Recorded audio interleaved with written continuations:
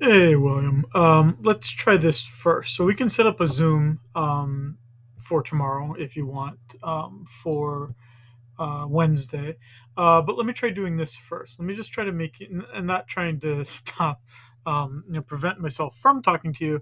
I just want to make sure we don't waste all our time trying to schedule something.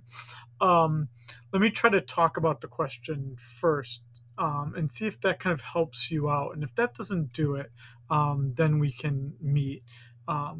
Or you can just say, dude, I don't want to watch a video of you doing this. Let's just meet. That's fine too. So let's just look. I haven't looked at it yet. So you want to look at 3B question 7 and the graph. Okay. 3B.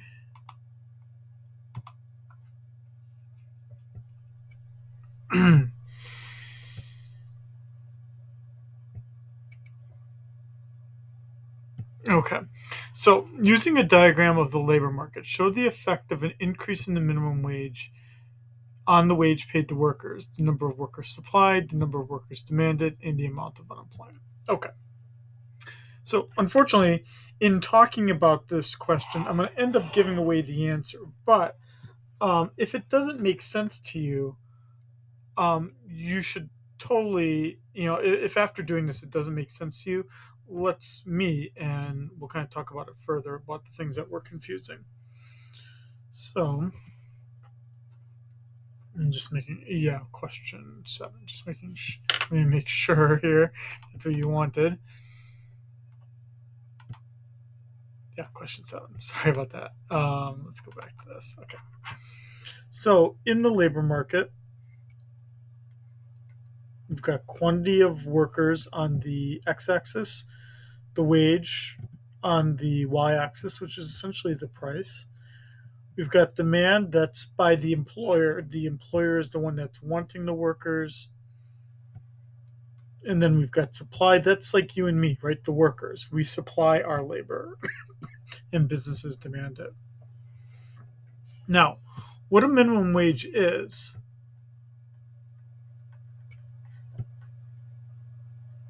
it's a price floor, meaning it's a law that says the minimum price.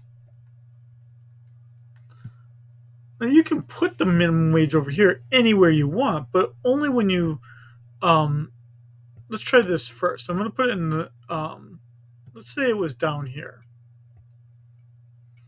The question would be is this a meaningful law? Right? So let's just throw some numbers in here. Let's say that that's 5 and that's 2. So let's say we said in the United States you cannot pay a worker any less than $2 an hour. Would that be meaningful? It wouldn't be, because the equilibrium is already at 5. Employers are already paying 5. So there's not a lot of point to having a price floor below the equilibrium. It's, to be honest, William, and it's not what was asked in the question, but it's kind of like what's happening right now. The minimum wage in a lot of places is less than what employers are offering. Um, oh shit! Sorry about that, dude. Let's just clear it all off here, I guess. I'll just redraw that. What I was saying was that, right? Uh, for instance, here in Hawaii, the minimum wage is $10.10 an hour. You'd be pretty hard pressed to find anyone offering that little. Even McDonald's is offering like $12 an hour. So when no one's paying that low of a wage, it's almost like the minimum wage is not meaningful anymore.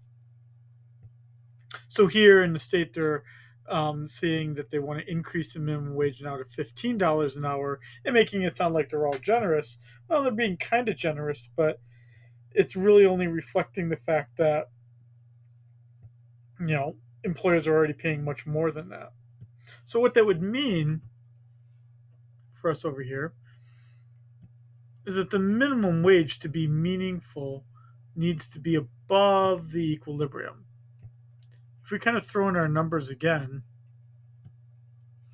we would be saying that the equilibrium wage is $5 an hour, but employers are now going to be required by law to offer at least 8.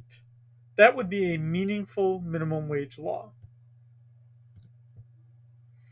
And if we now get to the question here and we increase that,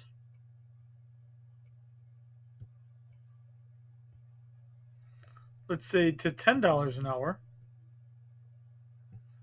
what does that do? How does that affect, um, first, the wage paid? Well, obviously the wage is going to go up. That was the whole point of the legislation, right? Was to increase the wage. How about now for the numbers of workers supplied?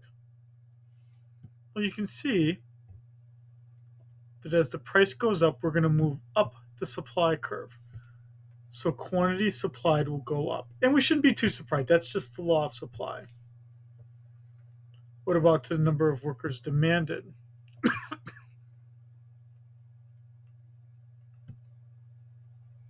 Right, whereas it was going up for supply, here you're seeing a decrease in the quantity demanded, right? So I'm moving along the demand curve to the left. So quantity demanded is going to fall. Employers basically aren't going to want as many of these now more expensive workers. And then finally, the amount of unemployment. Now, the unemployment is our difference between the quantity supplied and the quantity demanded. More specifically, when quantity supplied is greater than quantity demanded, that would mean there are more workers willing to work than number that are hired. That is what unemployment is.